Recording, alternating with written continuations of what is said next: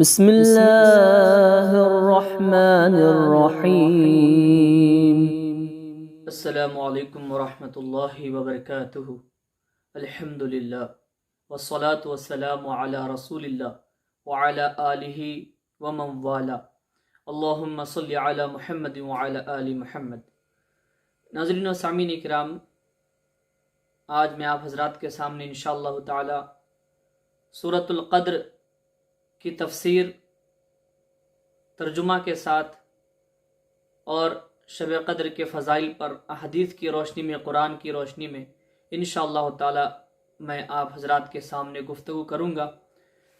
قرآن کریم میں اللہ تبارک و تعالی نے سورۃ القدر میں ارشاد فرمایا، انا انزلناہ فی لیلۃ القدر، انا انزلناہ، بے شک ہم نے اس کو نازل کیا۔ کس کو نازل کیا؟ یہاں پر اللہ تبارک و تعالی نے نام ذکر نہیں کیا کہ کس کو نازل کیا۔ اب اس میں ہو جو ہے لفظ، اس کو کہا جاتا ہے ضمیر، یعنی کہ پرنون۔ اللہ تبارک و تعالی نے یہاں پر ضمیر کا ذکر کیا ہے، انا انزلناہ، کہ بے شک ہم نے اس کو نازل کیا۔ یہ ہو ضمیر کا مرجع قرآن کریم کی طرف ہے، یعنی کہ ہو سے مراد کیا ہے؟ قرآن کریم۔ تو معنی یہ ہوا کہ بے شک ہم نے قرآن کریم کو نازل کیا۔ کب نازل کیا؟ فی لیلۃ القدر، قدر والی رات میں، یعنی کہ شب قدر میں اللہ تبارک و تعالی نے قرآن کریم کو نازل کیا۔ پھر اللہ تبارک و تعالی فرماتا ہے، وما ادراک ما لیلۃ القدر، جانتے ہیں کہ شب قدر کیا ہے، لیلۃ القدر کیا ہے، اس کا مقام کیا ہے، اس کی فضائل کیا ہے، اس کی حقیقت کیا ہے۔ لیلۃ القدر خیر من الف شہر۔ اب جواب بھی اللہ تعالیٰ نے ہی دیا ہے، سوال بھی پوچھا، کیا آپ کچھ جانتے اس تعلق سے کہ شب قدر کیا ہے، لیلۃ القدر کیا ہے؟ اللہ تعالیٰ خود اس کا جواب دیتا ہے، لیلۃ القدر، شب قدر، خیر، بہتر ہے، من الف شہر، ہزار مہینوں سے۔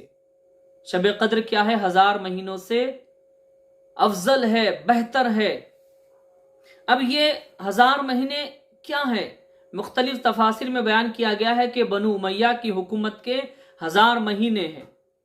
اگر کوئی بندہ لیلۃ القدر میں عبادت کرتا ہے تو وہ 1000 مہینوں سے افضل ہیں جو بنو امیہ کی حکومت کے 1000 مہینے تھے۔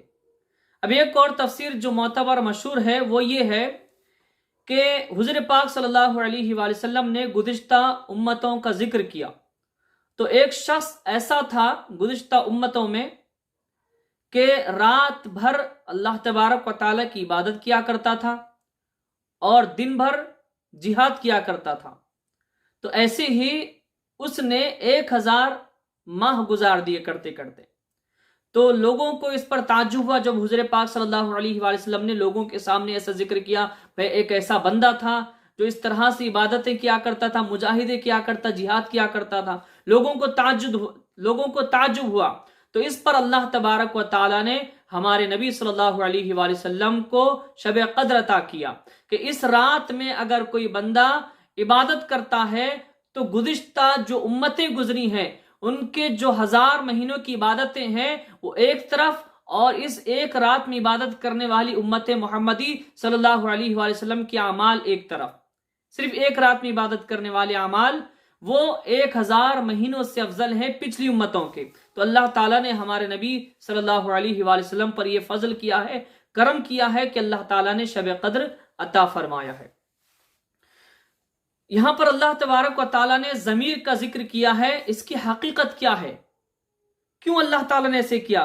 ہو ضمیر سے مراد قرآن حکیم ہے، ذکر کے بغیر اس کے لیے ضمیر کا ذکر کیا گیا، یعنی قرآن کریم کے ذکر کے بغیر اللہ تبارک و تعالیٰ نے ضمیر کا ذکر کیا۔ اب اس کی وجہ کیا ہے؟ مقصود یہ بیان کرنا ہے کہ قرآن کی عظمت اتنی ہے کہ اس کی وضاحت کی ضرورت نہیں۔ اللہ تبارک و تعالیٰ نے جو ہے قرآن کریم کو نام لے کر ذکر نہیں کیا بلکہ ضمیر کے ساتھ ذکر کیا ہے، ہو ضمیر کے ساتھ، کہ ہم نے اس کو نازل کیا، کیونکہ اس چیز کی ضرورت ہی نہیں ہے کہ وضاحت سے اس کو بیان کیا جائے، کیونکہ ذہن اس کی طرف منتقل ہو جاتا ہے۔ اللہ تبارک و تعالیٰ نے قرآن کریم کو نازل کر کے اپنی طرف اس کو نسبت دے کر اللہ تعالیٰ نے قرآن کریم کی عظمت کو بیان کیا ہے۔ تو اللہ تعالیٰ نے ایک الگ انداز میں قرآن کریم کو نازل کر کے، قرآن کریم کے نزول کا ذکر کر کے قرآن کی عظمت اور مقام کو بتایا ہے۔ اللہ تعالیٰ نے اس کو نازل کیا ہے لیلۃ القدر میں، شب قدر میں، تو بندہ سمجھ جاتا ہے کہ وہ قرآن کریم ہے۔ یہ اسلوب ہے، یہ خوبصورتی ہے اللہ تعالیٰ کے بیان کی۔ ناظرین و سامعین اکرام، شب قدر کیا ہے، اس کا نام لیلۃ القدر کیوں رکھا گیا، اس کے فضائل کیا ہیں، چند مسائل انشاءاللہ تعالیٰ وہ میں آپ کے سامنے تفسیر کی روشنی میں عرض کرتا ہوں۔ اللہ تبارک و تعالیٰ اس رات میں اپنے بندوں اور شہروں کے بارے میں آنے والے سال کی معاملات کو مقدر کر دیتا ہے، یعنی کہ اللہ تبارک و تعالیٰ اپنے بندوں کے جو بھی ہوں گے اعمال وہ کرنے والے ہیں، جو معاملات ان سے ہوں گے، آنے والی ہر تمام چیزوں کو اللہ تعالیٰ ان کی تقدیر میں لکھ دیتا ہے، قلم بند فرما دیتا ہے۔ حضرت حسین بن فضل رضی اللہ تعالیٰ عنہ سے کہا گیا، یعنی آپ سے پوچھا گیا، کیا اللہ تعالیٰ نے زمین و آسمان کی تخلیق سے پہلے مقادیر کا اندازہ معین نہیں کر دیا تھا؟ یعنی کہ پوچھا گیا کہ اللہ تبارک و تعالیٰ زمین اور آسمان سے پہلے کے لوگوں کی تقدیر کو نہیں لکھا، معین نہیں کر دیا تھا اللہ تبارک و تعالیٰ؟ انہوں نے جواب دیا، ہاں، حسین بن فضل رضی اللہ تعالیٰ عنہ نے جواب دیا کہ ہاں بالکل اللہ تعالیٰ نے پہلے ہی لکھ دیا تھا تمام کی تقدیریں، کیا ہونے والا ہے، کیا ہوگا سب۔ تو ان سے سوال کیا گیا تو پھر لیلۃ القدر کا کیا معنی ہے بھائی؟ تو پھر لیلۃ القدر کیا ہے؟ پھر اس میں تقدیر لکھی جاتی، یہ پیش کی جاتی، اس کا مطلب کیا ہے پھر؟ تو انہوں نے جواب دیا، ان مقادیر کو اوقات کی طرف لے جانے اور مقدر فیصلوں کی تنفیذ کا اہتمام کرنا ہے، یعنی کہ جن کی تقدیریں لکھی جاتی ہیں اس رات میں اللہ تبارک و تعالیٰ کی بارگاہ میں وہ پیش کیے جاتے ہیں، لوگوں کے اعمال لکھے جاتے ہیں۔ ہم جتنے اعمال کرتے ہیں، جو کیے ہیں پہلے، وہ تمام اللہ تعالیٰ کی بارگاہ میں ان اعمال کو پیش کیا جاتا ہے، پھر ان اچھے اعمال کی قدر کی جاتی ہے، اسی لیے اس کا نام شب قدر رکھا گیا۔ اور یہ کس میں بیان کیا گیا؟ معالم التنزیل میں اس کو بیان کیا گیا، یعنی اللہ تعالیٰ اپنے بندوں اور شہروں کے بارے میں جو فیصلہ کرتا ہے اس کے بارے میں وہ فرشتوں کو اطلاع کر دیتا ہے، یعنی کہ فرشتوں کو اللہ تبارک و تعالیٰ نزول فرماتا ہے، اس رات میں فرشتے آتے ہیں اور بندوں کے اعمال کو اللہ تعالیٰ کی بارگاہ میں لے کر جاتے ہیں۔ حضرت ابن عباس رضی اللہ تعالیٰ عنہ نے فرمایا، سال بھر میں خیر، شر، رزق، موت، یہاں تک کہ فلاں فلاں حج کرے گا، لوح محفوظ میں لکھ دیا جاتا ہے۔ معالم التنزیل میں یہ بیان کیا گیا ہے کہ کون بندہ کیا کیا کرنے والا ہے، بھلائی ہو، اچھائی ہو، رزق ہو، اللہ تبارک و تعالیٰ یہ بھی لکھ دیتا ہے کہ کون حج کرنے والا ہے اور کون نہیں کرے گا، لوح محفوظ میں سب کو اللہ تبارک و تعالیٰ لکھ دیتا ہے پہلے سے۔ یہ اللہ تبارک و تعالیٰ کی شان ہے۔ ابو ضحیٰ نے حضرت ابن عباس رضی اللہ تعالیٰ عنہما سے روایت کیا کہ اللہ تعالیٰ شعبان کی نصف رات کو فیصلہ فرماتا ہے، یعنی کہ 15ویں شعبان کو اللہ تبارک و تعالیٰ فیصلے فرماتا ہے لوگوں کے، اور لیلۃ القدر کی رات ان فرشتوں کے سپرد کرتا ہے جو ان امور کی تدبیر پر معین ہیں، یعنی اللہ تبارک و تعالیٰ شب قدر میں فرشتوں کو معین کر دیتا ہے اللہ تبارک و تعالیٰ لوگوں کی تقدیر پر۔ امام بغوی نے بھی اس کو جو ہے اسی طرح بیان کیا ہے، اور امام زہری رحمۃ اللہ علیہ نے کہا ہے کہ اللہ تعالیٰ نے اس رات کی عظمت اور شرف کی وجہ سے اس کا نام لیلۃ القدر رکھا ہے، یعنی کہ اس کے شرف، اس کے مقام و مرتبے کو جانتے ہوئے اللہ تبارک و تعالیٰ نے اس کا نام کیا رکھا؟ لیلۃ القدر۔ اللہ تبارک و تعالیٰ کا فرمان ہے، وما قدر اللہ حق قدرہ، یعنی انہوں نے اللہ تعالیٰ کی صحیح تعظیم نہیں کی۔ ایک قول یہ کیا گیا ہے، اس رات میں کیا گیا اچھا عمل اللہ تعالیٰ کے ہاں بڑی عظمت اور شان اور اجر عظیم والا ہوتا ہے، یعنی کہ اس رات میں جو بھی اعمال ہم کرتے ہیں اللہ تعالیٰ کی بارگاہ میں بہت بڑا ثواب حاصل کرنے کا وہ ذریعہ ہوتا ہے، بہت بڑا اجر اللہ تعالیٰ کی بارگاہ سے ملتا ہے۔ لیلۃ القدر کو قرآن حکیم کے نازل ہونے کے بعد جو حضرت عبداللہ بن عباس رضی اللہ تعالیٰ عنہما کے قول سے سمجھی جا رہی ہے، اس کا مفہوم یہ ہے کہ لیلۃ القدر میں مکمل قرآن کریم لوح محفوظ سے آسمان دنیا میں بیت العزت کی طرف نازل ہوا، یعنی کہ آسمان سے پورا قرآن کریم شب قدر میں کب جو ہے بیت العزت میں نازل ہوا۔ پھر حضرت جبریل امین علیہ السلام 20 سال तक थोड़ा थोड़ा हुजूर सल्लल्लाहु अलैहि वसल्लम की बारगाह में लाते रहे। अल्लाह ताला के इरशाद मवाक़िउन नुजूम का यही मफहूम है, यानी कि जिब्रील अलैहिस्सलाम थोड़ा थोड़ा करके हुजूर पाक सल्लल्लाहु अलैहि वसल्लम की बारगाह में कुरान करीम को लाते रहे।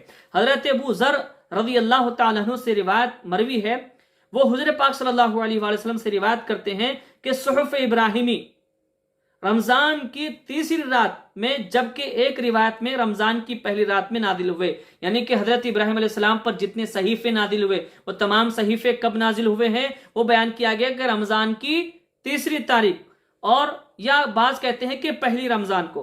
तौरात 6 रमजान को नाजिल हुई, इंजील 13 रमजान को, सबूर 18 रमजान, और कुरान करीम जो हमारे नबी सल्लल्लाहु अलैहि वसल्लम पर नाजिल हुई वो 24 रमजान को नाजिल हुआ है। ये किस में बयान किया गया है? मुस्नद इमाम अहमद बिन हम्बल में ये रिवायत मौजूद है। इमाम अहमद और तबरानी रहिमहुमुल्लाह ने इसको जो है बयान किया है, और बहुत सारे मकामात पर जो है इसको बयान किया गया है। एक रिवायत में यह भी बयान किया जाता है कि सुहफ़ इब्राहिम पहली रमजान, तौरात 6 रमजान, इंजिल 13 रमजान और कुरान 24 रमजान को नादिल हुआ। अब यह है कि लैलतुल क़द्र कब है? बाज़ हजरात ने इससे अंदाजा लगाया, कहा कि 24 को जो है कुरान करीम नादिल हुआ 24 रमजान को, तो शब क़द्र भी जब ही होगी। और बाद लोग जो है इस पर एतराज करते हैं। अब आगे इंशाल्लाह उसकी तफसील में आपको बताता हूं। अब हुआ क्या कि इसको हम तलाश करना है, हम ये नहीं कह सकते कि वो 21 रमजान को है, 23 को है, 25 को है, 27 को है या 29 को है। उलमा ने लैलतुल क़द्र की तायुन में इख्तिलाफ किया है, इसमें उनके 40 कौल हैं, उलमा के 40 अक़वाल इसमें है कि शब क़द्र कब है। सही यह है कि रमजान शरीफ के आखिरी अशरे में ये रात मुंतकिल होती रहती है, यानी कि रमजान का जो आखिरी अशरा है उसमें वो रात जो है एक जगह से एक जगह जाती रहती, मुंतकिल होती है। ये कौल इसलिए दुरुस्त है ताकि सही हदीस में तदबीक हो सके और उनकी जो मुखालिफ रिवायात हैं उनसे एराज किया जा सके, यानी कि हक जो है सच वो लोगों तक पहुंच सके और जो झूठ है उनसे एराज किया जा सके। नाज़रीन सामीन इकराम, हजरत उबादा बिन सामित रज़ी अल्लाह तआला अन्हु की रिवायत है कि हुज़ूर पाक सल्लल्लाहु अलैहि वसल्लम तशरीफ लाए ताकि लैलतुल क़द्र के बारे में बताएं, तो 2 मुसलमान उलझ पड़े। हुज़ूर नबी करीम सल्लल्लाहु अलैहि वसल्लम ने फरमाया, मैं इसलिए निकला था ताकि तुम्हें लैलतुल क़द्र के बारे में बताऊं। तो फुला और फुला उलझ पड़े तो वो उठा ली गई मुमकिन है, यानी कि लैलतुल क़द्र कब है हुज़ूर पाक सल्लल्लाहु अलैहि वसल्लम वो लोगों को बताने के लिए तशरीफ लाए।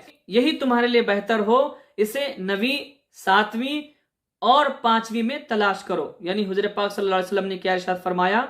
9वीं, 7वीं, 5वीं में इसको जो है तलाश करो। ये रिवायत किस में बयान की गई है? सही बुखारी शरीफ में। उन्हीं में एक हदीस हजरत अबू बकर रज़ी अल्लाह तआला अन्हु से मरवी है कि आप रज़ी अल्लाह अन्हु ने फरमाया, मैंने रसूलुल्लाह सल्लल्लाहु अलैहि वसल्लम को ये फरमाते हुए सुना कि लैलतुल क़द्र को तलाश करो जब 9 दिन बाकी हो, या 5 दिन बाकी हो, या 3 दिन बाकी हो, या आखिरी रात में तलाश करो। इसे इमाम तिरमिजी रहमहुल्लाह ने रिवायत किया है, और इमाम अहमद रहमतुल्लाह अलैह ने हजरत उबादा बिन सामित की हदीस को इसी मिसल जो है रिवायत किया है। हुआ यह है कि असल में कब है इसका तायुन किसी ने नहीं किया, कुछ इशारे किए गए हैं। किसी ने जो है 21 कहा, किसी ने 23, तो किसी ने 25, बाद ने 24 भी कहा, बाद ने 27, तो बाद ने 29 भी कहा है। तो इसमें जो है हमें तलाश करना है कि कब है, किस दिन है, किस रात है, किस शब में है लैलतुल क़द्र। ताक रातें हैं उसमें तलाश करने का हुक्म इसलिए अल्लाह तबारक व तआला ने हमें दिया है, और इसमें इबादतें करना चाहिए, अल्लाह तबारक व तआला का कसरत के साथ जिक्र अस्कार करना चाहिए इस रात में, और बिलखुसूस अहलुल बैत अलैहिमुस्सलाम पर कसरत के साथ दुरूद शरीफ पढ़ना चाहिए। क्योंकि हदीस मुबारका में बयान किया जाता है, हुज़ूर पाक सल्लल्लाहु अलैहि वसल्लम ने इरशाद फरमाया, अन अबी हुरैरता क़ाल क़ाल रसूलुल्लाह सल्लल्लाहु अलैहि वसल्लम। अबू हुरैरा से रिवायत है कि रसूल पाक सल्लल्लाहु अलैहि वसल्लम इरशाद फरमाते हैं, मन क़ाम लैलतुल क़द्री ईमानन व इहतिसाबन गुफ़िर लहू मा तक़द्दम मिन ज़ंबिही, कि जो कोई लैलतुल क़द्र में यानी शब क़द्र में इबादत करता है, क़ियाम करता है जाग कर, तो अल्लाह तबारक व तआला उसके पिछले तमाम गुनाहों को मुआफ़ कर देता है, उसकी मग़फ़िरत कर देता है अल्लाह तबारक व तआला। تو عبادت کرنا چاہیے شب قدر میں کثرت کے ساتھ، کیونکہ اللہ تعالیٰ کی بارگاہ میں ہمارے اعمال پیش کیے جاتے ہیں۔ اس کے بعد میں آگے آئیے، تنزل الملائکۃ والروح فیہا باذن ربہم، تنزل الملائکۃ اترتے ہیں فرشتے، لیلۃ القدر میں فرشتے نازل ہوتے ہیں، فرشتے اترتے ہیں، والروح اور روح القدس، یہ اب روح سے مراد کون ہے؟ اس پر جو ہے مفسرین نے بیان کیا ہے کہ روح الامین حضرت جبرائیل علیہ السلام ہے۔ فیہا باذن ربہم، اپنے رب کے حکم سے اس رات میں اللہ تبارک و تعالیٰ کی طرف سے فرشتے نازل ہوتے ہیں، اللہ تعالیٰ ان کو حکم دیتا ہے، من کل امر، ہر امر خیر کے لیے، ہر بھلائی کے لیے، ہر اچھے حکم کے لیے فرشتے جو ہے لیلۃ القدر میں نازل ہوتے ہیں، آتے ہیں۔ یہ حتی مطلع الفجر، سلامتی ہے یہ رہتی ہے طلوع فجر تک، یعنی کہ سلامتی طلوع فجر تک رہتی ہے۔ حضرت انس رضی اللہ تعالیٰ عنہ سے مروی ہے کہ رسول پاک صلی اللہ علیہ وآلہ وسلم نے فرمایا، جب لیلۃ القدر ہوتی ہے تو حضرت جبریل امین علیہ السلام فرشتوں کی فوج کے ساتھ نازل ہوتے ہیں، ہر ایسے بندے کو سلام کرتے ہیں جو کھڑے ہو کر یا بیٹھ کر اللہ تعالیٰ کا ذکر کر رہا ہو۔ اس کو در المنصور میں بیان کیا گیا، تفسیر در المنصور میں اس کا ذکر موجود ہے، یعنی کہ حضرت جبریل علیہ السلام فرشتوں کی ایک بڑی جماعت کے ساتھ، بڑی تعداد کے ساتھ شب قدر میں آتے ہیں اور ہر اس کو سلام کرتے ہیں، اچھا پیغام اس تک پہنچاتے ہیں، جو بیٹھ کر یا لیٹ کر، کھڑے ہو کر، جس بھی انداز میں اللہ تعالیٰ کا ذکر کر رہا ہے اس کو وہ سلام کرتے ہیں، اس تک اچھا پیغام وہ پہنچاتے ہیں۔ یعنی ایسے امر کے ساتھ وہ نازل ہوتے ہیں جو ہر ناپسندیدہ چیز سے سلامتی کا موجب ہوتا ہے۔ ظاہر یہی ہے کہ اس امر سے مراد رحمت اور برکت ہے جو اعمال کے اجر کے طور پر متحقق ہوگی، یعنی کہ برائیوں کو، پریشانیوں کو فرشتے اللہ تبارک و تعالیٰ کے حکم سے دور کرنے کے لیے آتے ہیں، اللہ کی رحمتیں ان پر نچھاور کرنے کے لیے آتے ہیں۔ اللہ تعالیٰ کی طرف سے یہ سب کچھ ہوتا ہے کیونکہ اللہ تبارک و تعالیٰ خود ان کو ایسے کرنے کا حکم دیتا ہے۔ اسی طرح اس سے مراد وہ سکینہ ہے، یعنی وہ سکون اور وہ راحت ہے جو اللہ تعالیٰ کا ذکر کرنے والے مومنوں پر نازل ہوگی۔ اس رات میں اللہ تبارک و تعالیٰ کی طرف سے اللہ تعالیٰ ان پر رحمت اور سکون کو نازل کرے گا۔ ضحاک رحمت اللہ علیہ نے کہا کہ اللہ تعالیٰ اس رات میں شر کو مقدر نہیں فرماتا، یعنی کہ برائی کو اللہ تبارک و تعالیٰ نہیں لکھتا اس رات میں،